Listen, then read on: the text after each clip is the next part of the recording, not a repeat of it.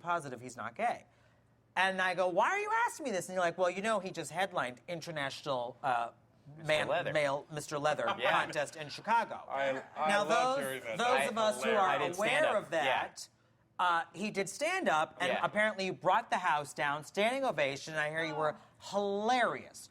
So it just goes back to what I talk about giving back to the community, because a lot of performers won't do that. Right. It was funny. Everybody asked me to do it like they were dropping an IED on the table and running away. You know, they and I'm like, yeah, it's cool, it's fine. Right. I've done every AIDS walk in the country at least once in the last few years and stuff, and it just seems like natural. I don't understand any hesitancy that people would have. And the International Mr. Leather is an extraordinary event. They take over. What were some of the things you saw? Take over. Thank God. Well, the theater's usually dark, so I just had lights. But I did get to stand on stage waiting to go on as they brought out the finalists for International Mr. Leather. Mr. LA won, for the record. Thank you. So I guess we should have a point of pride. And of course, he looks like Mr. LA International Mr. Leather. The rest of them look like Mr. Memphis, Tennessee International Mr. Leather. There was a bunch of that. But I had to follow guys in chaps or thongs, turning or whatever, and I come out.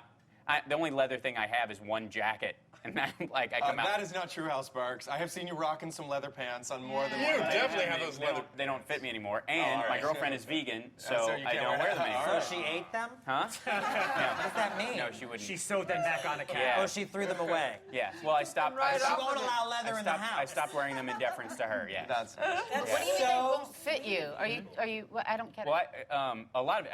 I put on 15 pounds since the show. I weigh $160 now, and I couldn't break. Me too. I'm up 15 pounds. On Pluto, Really? And yeah, a lot of the stuff I wore back even on the show wouldn't fit me now. Oh, me too. There's some pants that there's just no way. Yeah. No way. But it's been good. I mean, it's been necessary. Which is fine. Yeah. Really. Because mine were floral. But yes, that's true. I don't really want to wear them. Yeah. And it's kind of that whole typecasting thing. Yeah, it doesn't help. Yeah. So, but yeah, so that actually, I had to do 25 minutes of stand-up for them, basically while they decided who would win, while the judges, they wanted that to be the entertainment break. And I had 3 minutes of material walking up to the stage.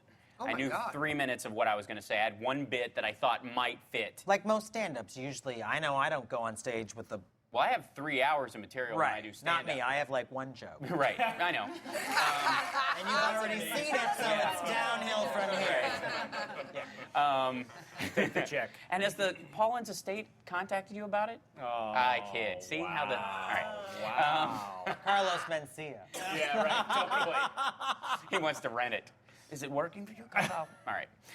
Yeah. Foiled again. Yes. That's stand-up talk. Yeah, exactly. We don't know what the hell's going on. It's another language. It took me like a minute and a half to figure out he was saying Paul Lynn's estate. Yeah. I was like, Up and Paul Lynn's Right. Well, you talk about each other's material. Yeah. So, but anyway, so I had 3 minutes of material when I walked up there. I ended up doing 25, and I really just riffed. Yeah, I had to, because I was like, how can you translate? And it's funny, it's because it's the same thing that happens when I have Queer as Folk fans come see me do stand-up. Because I know they don't think logically that they're there to see Michael. But there's such... Michael doing stand-up is never happened. Never happened. How would he hold the microphone like this? Yeah, he would hold it like this. That Q-Mart is bright. Boy. And so the dichotomy is often shocking for them. And I get the occasional, I'll have a great show, and then there'll be two people walking out who are either upset or slightly snubby about it because I wasn't Michael on stage and wasn't what they expected or something like that. And everybody, usually it's like, that's so weird, Should we tell everybody right now that it's make-believe? Right. It's funny, So when you see them out, You know what is weird? they grocery shop, they drive, But I have to say, you know what's really odd? I get some highly educated, sophisticated people that come up and call me Melanie. And it's so weird. I'm like, don't they... But not crazy. I'm talking about some people that are really together. And the look on your face when you were at when you were screaming at me. That's hilarious. Yeah, I go, Leslie Lynn's! Leslie Lynn.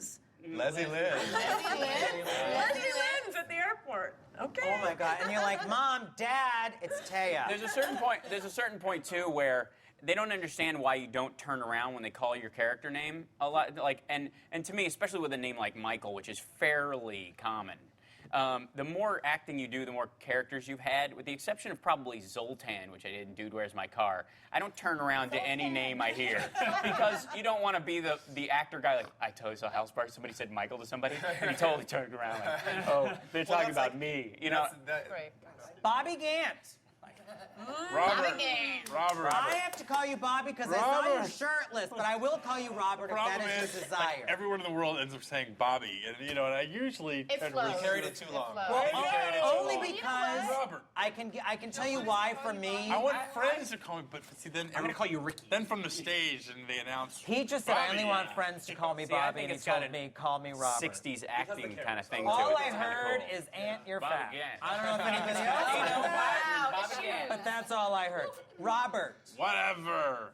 No, forget it. It's Robert from now on. And No, come on, all right. call me Oh, Bradley. can I say it? So Robert. So covers, added to Queer as Folk. What is going on with you right now? Would you say covers? Covers? Yeah, I've seen you. Weren't you on the cover of The Advocate? And Oh, yeah. do you think I don't? Oh, know? yeah. No, I just didn't. How many covers have you been on? Here's me going. I just didn't understand. I'm sorry. Which one? No. Whatever. The International Mail Catalog. All right, so what are you up to?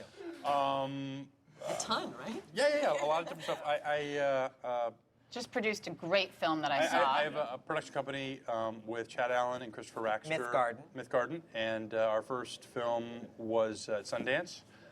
It's called Save Me, and we just opened Outfest, and we're getting released in the fall. It's with Judith Light and Chad Allen and myself. Awesome. I like it. And it's and it was amazing to have the support. Everybody, a bunch of the folks were there from the cast, which is kind of a cool thing. That's what happens with family. Yeah, it's a really nice thing. I didn't know about it. I'd have been there. It was I'm great. sorry, It was Angela, I great. totally would've- Performances, the way it was shot, the direction, it was really. She was raving about it before Yeah. you came. You should just be so proud. Thanks, honey. Yeah, she really was. Thank you. And to sort of segue, one of the things that was hard for me to step into is the idea of me as I always see myself as a very sensitive guy, and I certainly have that on. But to step into my strength, and I did this part. I went to New Zealand and shot a movie just a few months ago as the first gay spy, and what's great is everybody thinks it's a comedy, but it's far from. It's very much straight down the barrel drama. What's it called? I shouldn't have laughed. No, it's okay. You can laugh. No, because everybody Well, thinks because that. you think gay spy. I It's think, funny. wasn't You Don must- Adams already the first gay Exactly. I spy? mean, otherwise, why mention it? Why say have it? to. Well, because he is such a Jacob Keane is his name. The film's called Kiss Me Deadly, and he's such a male archetype. He's very he doesn't fall into what so many think of when they think of gay people. Some of the archetypes that a lot of Midwesterners and whatnot think of. Is there a romance element to it? There is a romance element, and And is there a lot of danger and a lot of there is stunts? There's a great thing. I mean, I totally. One of the villains was played by this out gay rugby star named Ian Roberts. He was just on the cover of The Advocate. I know who he Do you know who I'm talking? Yeah. Of course. And I go to Australia a lot. and it was amazing because when we, here Shannon Doherty was my co-star, and my boss was played by John Rhys Davies. The big gentleman from Indiana Jones, but Ian was the one who was the celebrity. Anywhere we went, it was just like, oh my God, it's Ian Roberts. It's Ian Roberts. Let me just tell you real quick, just to polish it off. I have a show in development at Logo that to star and exec produce that is called The Gaonic Man. Yes! And essentially the gay bionic man, and I've already enlisted all these guys to come and play villains, even if they don't know it yet. What do you mean you're going to announce that I'm in your show? Like, I hope I'm included in that bunch. Of course. Oh my God, Bobby. Yeah, you'd be a very good villain. I want to take karate lessons, and I want to play a character so fierce. I have like things flying out of my pussy. Lindsay Wagner. Again. Taya, Yes, okay, I'm going to stuff my face. No. stuff your face and tell us what you're up to. No. Oh my gosh. Oh God, this is like weird because like we all have to like prove ourselves here. It's very interesting. yourself. No, you don't. No. Are Oh you God, kidding? yeah, there is. Have you ever had bigger fans than us? Yeah. No. Hello, family, darling. Well, that's crazy lesbians to follow you around. But other than that, I've been doing a weird lot of stuff. I've been parting my hair this